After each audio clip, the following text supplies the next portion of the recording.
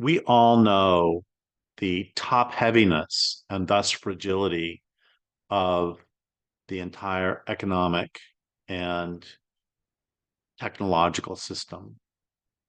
And we saw that a couple years ago when the system was shut down in many ways because of COVID and the response to COVID.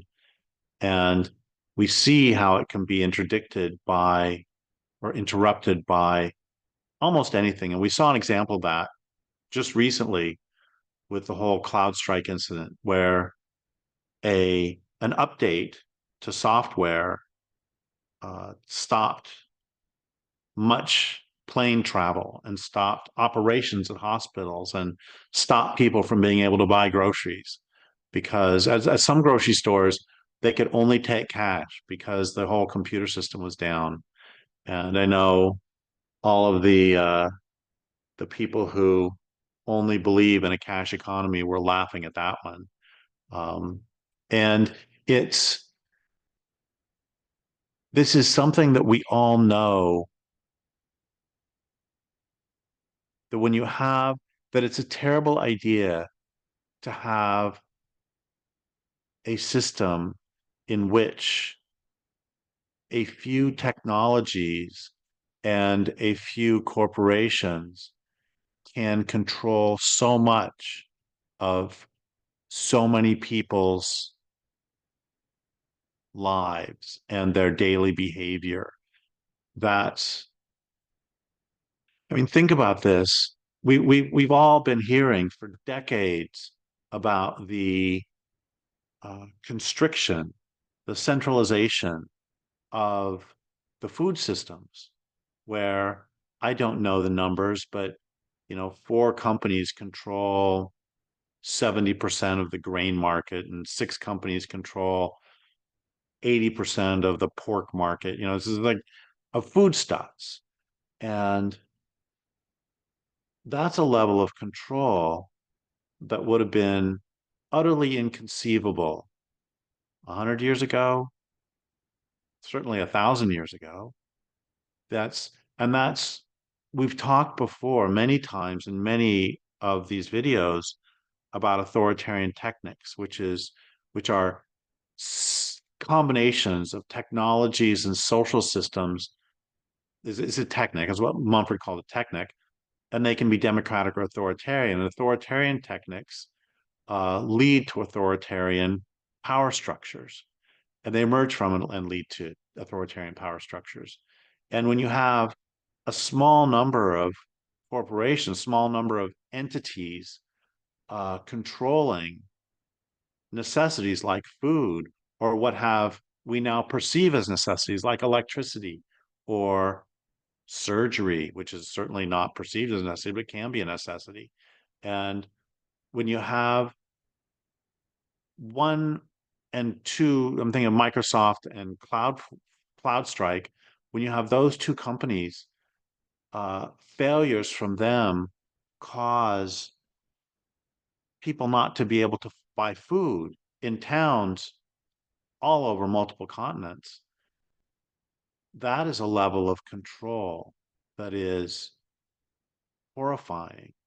And it's also a level of control that is unwise. And it's also a level of control that is, as we see, extremely vulnerable to interruption. When I talk about it being unwise to have all of these systems controlled by small number of entities, I'm not meaning that in a sort of lofty, idealistic way. I mean it in a way of being able to eat. And I mean, think about this for a second, that this was presumably just an innocent mistake. This was something past fail safes at the corporations. So if that can happen, just think what could happen by a hostile entity in a war. It could be interdicted. And if I were in charge of if I were in charge, I was almost said of companies, but of countries, whatever. If I were in charge of a country's security and I was at war or I had someone that I want, whose economy I wanted to harm, you can bet I would be working to have exactly this sort of thing happen. And so what I'm talking about, people talk about things like food security. And, it makes me think of a line, I believe it was by John Mohawk, it might have been Oren Lyons, but was there is no security without there is no security without food security. And that's a basic line of if you can control someone's food supply, you control their behavior because without food, they die. And Kropotkin put this that many revolutions have foundered because of bread. Because if the system provides you with food, it's hard to fight it unless you've got that alternative set up. But the problem is that we all are dependent for this on this entire. Daniel Quinn talked about this, how one of the problems is that we have made ourselves, or we've been made dependent upon the system that's killing the planet for our very food, for our very survival. And this is something I've talked about for decades is if your experience, not your perception, not your ideology, not your idea, but if your experience is that your food comes from the grocery store and your water comes from the tap, you will defend to the death the system that brings those to you because your life depends on it. And likewise, if your food comes from a land base and your water comes from a river, you'll defend that to the death because your life depends on it. And this whole cloud strike thing is just such a great example of the system and distant economic entities that don't have our best interests at heart. By definition, corporations don't corporations are set up to accumulate profit. They're set up to make money. And by definition, that means that that their primary purpose is not to take care of you, to have a system that is so centrally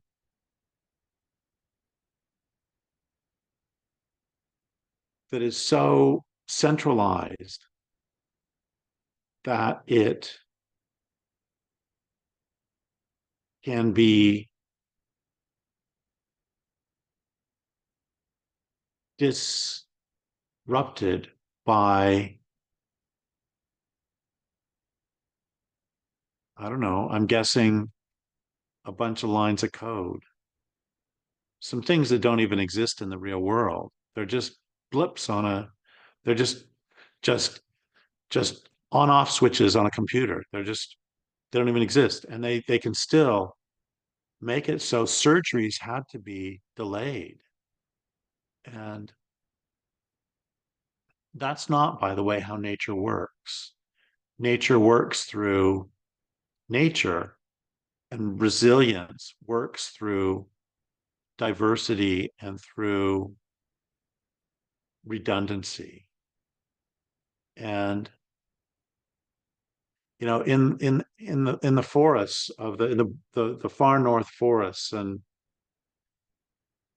there are not only mosquitoes, but there's also biting black flies.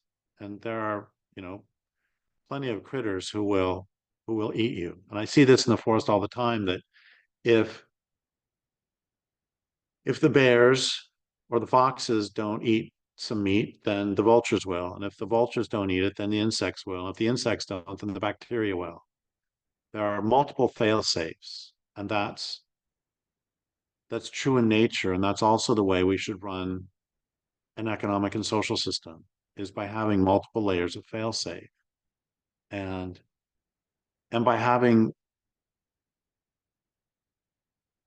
the lesson, and I'm sorry to be redundant here and to say the same thing I've said so many times for so many decades now, but the lesson that I learned from CloudStrike is the same lesson that I learned from the COVID disruption of the economic system, which is if we were smart at all, which is a really big if we were smart at all, because food, because without food you die, we would be working very hard, at the very least, to relocalize food systems and to make it so the ability to conduct one's daily life. Here's what we would do first. What we would do first is recognize the inherent vulnerability of making our lives, our everyday lives, dependent on technologies that are vulnerable to interruption and to distant corporations that don't really care if you live or if you die.